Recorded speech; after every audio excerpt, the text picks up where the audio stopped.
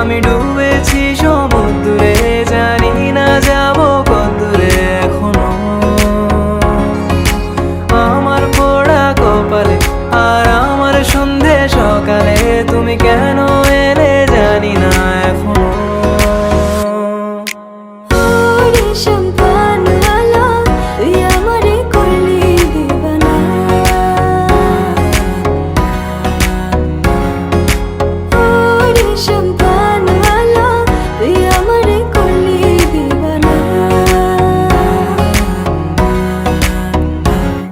এলো মেঘ যে এলো ঘিরে বৃষ্টি শুরু